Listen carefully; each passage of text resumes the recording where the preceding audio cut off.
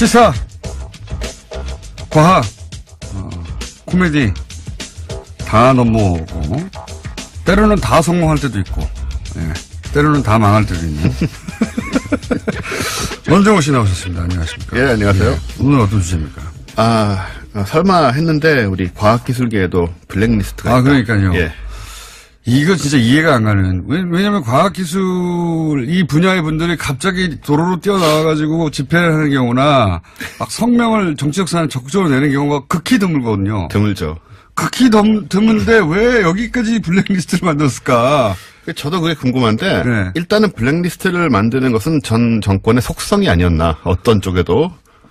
그렇게 이해하면 사실은 예를 들어서 체육계도 만들고 다 만들었어야 될 것 같은데 여기 그러니까 문화예술계는 이해가 가잖아요. 그렇죠. 예, 드라마나 영화가 미친 영향이 크니까 대중에게. 네. 그거는 잘했다가 아니라 왜 그랬는지를 알겠는데 이 과학기술계 블랙리스트를 만들었다는 보도가 나오니까 이거 왜 그랬다고 이해하십니까? 과학기술계에서는? 일단 과학자들은? 나름 상황은 좀 있습니다. 과학자들은 지금 이거에 대해서 별 관심이 없고요. 네. 이런 상황에 대해서는 보면 어떤 계기가 있냐면 이 블랙리스트 작성된 시점이 김명자 전 장관이 네. 한국과학기술단체 총연합회, 그러니까 과총이라고 그러죠. 네. 회장으로 선출된 직후였어요. 예. 그런데 이게 김명자 장관이 어떤 분이냐면 김대중 정부 시절에 4년 동안 환경부 장관을 지낸 분이고 예. 17대 통합민주당 국회의원이었고 예. 2010년에 김대중 평화센터 이사였거든요. 그 과학기술 단체장이 지금 그때 기준으로 야당 인사가 되니까. 그렇죠. 이 야당, 김명자 회장이 이 단체를 규합해가지고 정부에 어떤 공격을 가할지 모른다. 이런 우려 때문에. 그런 것도 있을 수 있고요. 그러면 김명자 회장 개인에 대한 블랙리스트로 충분할 것 같은데 어떻게. 이게 이제 어떻게 된 거냐면은 선출이 됐다는 거죠. 과총 회장으로. 그러니까 과총에 속한 사람들이 뽑았다 이런 사람을. 그러니까 과총. 네. 거기에 속해 있는 개인이나 단체를 다 뒤져봐라. 예. 이게 보나마나 이게 저 야당 좌익 혹은 주사파일 테니까 그런 게 아니었나 이제 생각이 그게 들죠. 약간 일리는 갔는데 그래도 다 이해는 안 가지만 어쨌든 지금 최소 300개 이상의 단체를 이제. 네. 근데 이게 어떤 식이냐면 네. 이 과총에 포함된 단체가 전체가 614개예요. 절반을 했네요. 절반을 한 것이고 네. 또 회원수도 굉장히 많아서 614개 회원수가 50만 명에 달하거든요. 그러니까는 300개 단체라고 보면 그 절반 엄청난 수가 될 수가 있고 그래서 웬만한 곳은 다 포함된 게 아니냐. 그러니까요. 그래서 구체적인 내막은 지금 이제 조사 중이죠. 그래서 과연 불이익이란 게 이제 근데 궁금한 건 그거죠. 이제 블랙리스트 운영을 한다. 그럼 무엇을 할 수 있었을까? 그러니까요. 그런 생각을 할 수 있잖아요. 정부 지원 예산이 특정 단체 가는 걸 막는다든가 그런 건데 보통은. 네, 그럴 수도 있는데 이제 그게 과학계 쪽에 쉽게 작동할 수 있을까 궁금하긴 해요. 그래서 이제 그거를 오늘 오후에 1시에 김명자 전 과총회장을 검찰에서 피의자가 아니고 피해자 신분으로 소환을 하게 돼 있습니다. 어떤 피해를 당했든가. 예, 불이익이 본인은 뭐였나? 알았을까요? 잘 모르겠어요. 왜냐면은 예를 들어서 MBC에서 제가 라디오를 진행하다가 네. 블랙리스트로 잘렸어요. 그렇죠. 근데 이제 그 당시만 하더라도 저는 그렇게 주장했습니다. 이것은 이미 자를 걸 예정하고 나를 물타기로 쓴 것이고 곧 자를 것이다. 제가 그렇게 얘기를 그 MBC 라디오 진행을 할 때 얘기를 해도 심지어 MBC 내에서 이 진보적인 성향의 PD들조차 믿지 않았어요. 네. 아니 그럴 거면 굳이 왜 쓰겠냐고. 그렇게까지 잔머리를 굴려가며 6개월 쓰고 일부러 자르고 그러진 않을 거다는 인식이 있었거든요. 네. 당하고 있는데 이미 그걸 잘 못 느껴요. 그렇죠. 그런데 그 김명자 회장이라고 본인이 당했다는 걸 알까요?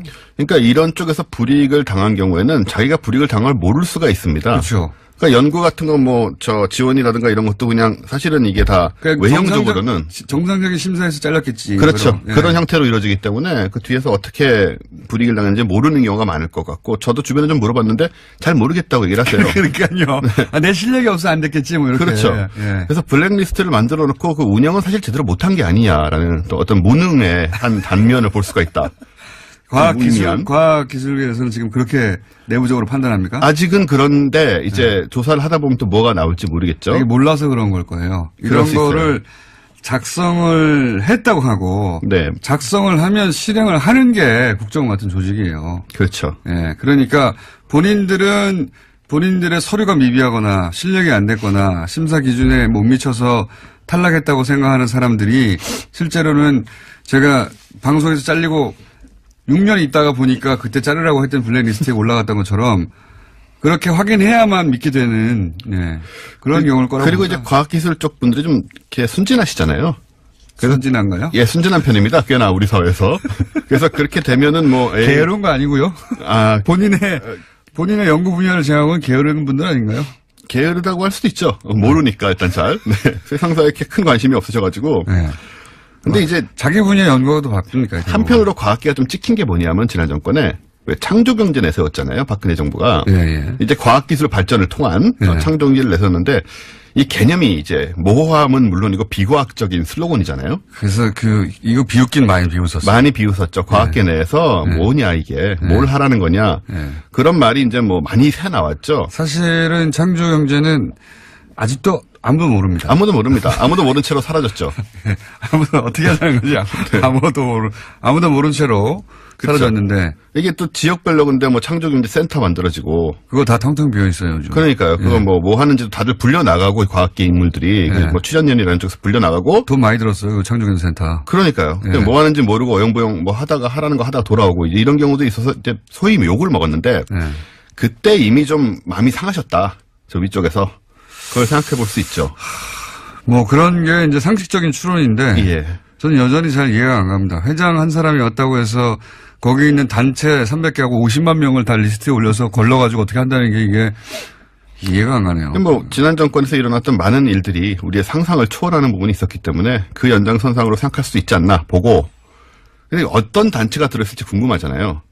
아직은 이제 조사가 안 되고 있지만 제가 추측을 해보면 왜 우리 뉴스공장에서 화제가 됐던 그 촛불 집회 때 촛불을 끄는 계산을 했던 한국물리학회 같은 곳이 딱 속하기 좋았지 않았을까.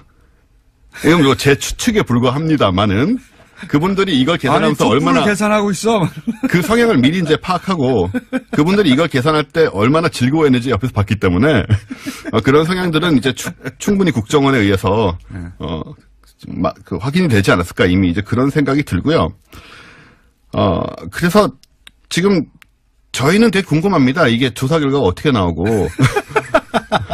과학기술계는 화가 난 게 아니라 문화예술계는 자기 밥줄을 끊었다고 지금 화를 내고 막 시위하고 막 한판 붙자는데 과학계에서는 궁금하네. 우리 속했나 아닌가? 나는 들어있나? 뭐 이런 생각들을 순진하게들 하고 있죠. 들어갔으면 우리 왜 들어갔지? 나 괜찮았는데? 나는 괜찮았는데.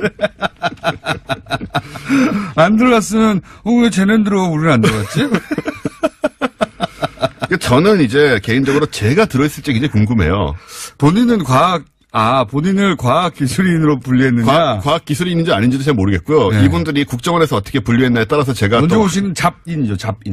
사실 안 속하고 문화예술인도 될랑말랑해도 안 돼서 거기도 못 들어갔거든요. 그래서 제가 정체성이 불분명해서 성향은 되게 좀 찍힐만한데. 원종우 씨는 문화예술계에 들어가도 전혀 이상하지 않죠. 우리나라 최초의 인디밴드 그리고 기타로 영국에 가서 학위를 따오신 분입니다. 그리고 그리고 이제 방송 작가도 하셨고 방송 작가로 유명한 다큐도 많이 하셨고 그다음에 지금은 이제 과학 팟캐스트를 하고 출판도 해서 베스트셀러도 냈고 그중에 크게 성공한 건 없어요.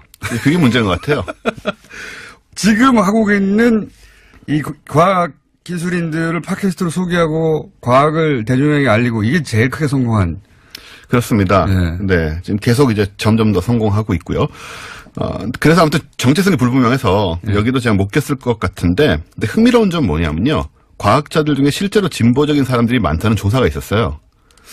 이건 미국에서 한 건데. 그렇군요. 2010년에 미국 조사에 따르면 미국의 과학자 중에 공화당 지지자는 단 6%.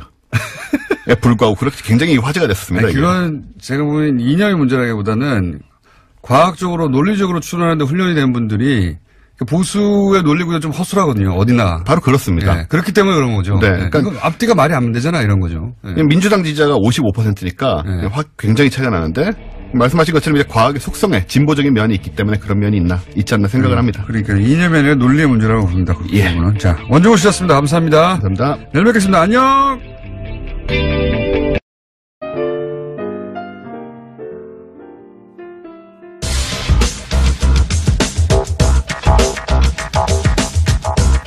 자, 시사, 과학, 코미디 다 넘어오고 때로는 다 성공할 때도 있고 때로는 다 망할 때도 있는 원종우 씨 나오셨습니다. 안녕하십니까? 예, 안녕하세요. 오늘 어떤 주제입니까? 설마 했는데 우리 과학기술계에도 블랙리스트가 있다. 그러니까요. 예.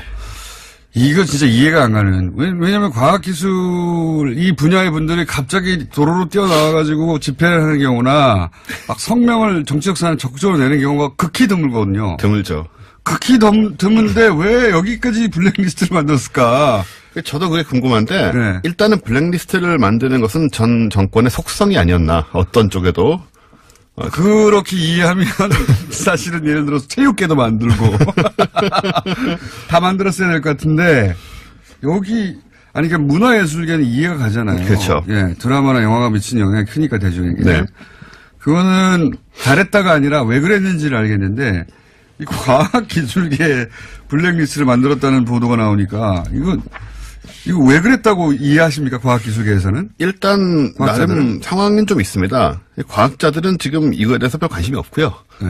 이런 상황에 대해서는 보면 어떤 계기가 있냐면 이 블랙리스트 작성된 시점이 김명자 전 장관이 네. 한국과학기술단체 총연합회, 그러니까 과총이라고 그러죠. 네.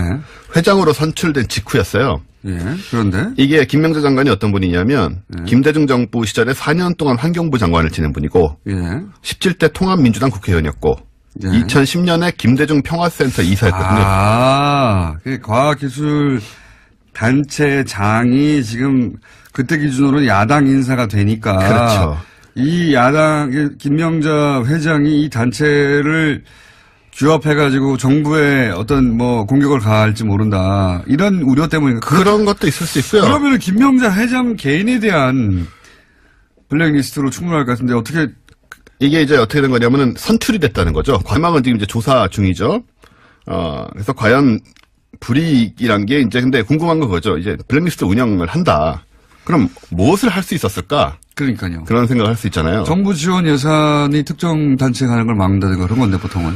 네, 그럴 수도 있는데 이제 그게 과학계 쪽에 쉽게 작동할 수 있을까 궁금하긴 해요. 그래서 이제 그거를 오늘 오후에 1시에 김명자 전 과총회장을 검찰에서 피의자가 아니고 피해자 신분으로 소환을 하게 돼 있습니다. 어떤 피해를 당했든가. 예, 불이익이 뭐였나. 알았을까요? 잘 모르겠어요. 왜냐면은 예를 들어서 MBC에서 제가 라디오를 진행하다가 네. 블랙리스트로 잘렸어요. 그렇죠. 근데 이제 그 당시만 하더라도 저는 그렇게 주장했습니다. 이것은 이미 총 회장으로. 그러니까 과총에 속한 사람들이 뽑았다 이런 사람을. 그러니까 과총. 네. 거기에 속해 있는 개인이나 단체를 다 뒤져봐라. 예. 이게 보나마나 이게 야당 좌익 혹은 주사파일 테니까 그런 게 아니었나 이제 생각이 들죠. 그게 약간 일리는 갔는데 그래도 다 이해는 안 가지만 어쨌든 지금 최소 300개 이상의 단체를 이제. 네. 근데 이게 어떤 식이냐면 이 과총에 포함된 단체가 전체가 614개예요. 절반을 했냐. 절반을 한 것이고 또 회원수도 굉장히 많아서 614개 회원수가 50만 명에 달하거든요. 그러니까는 300개 단체라고 보면 그 절반 엄청난 수가 될 수가 있고 그래서 웬만한 곳은 다 포함된 게 아니냐. 그러니까요. 그래서 구체적인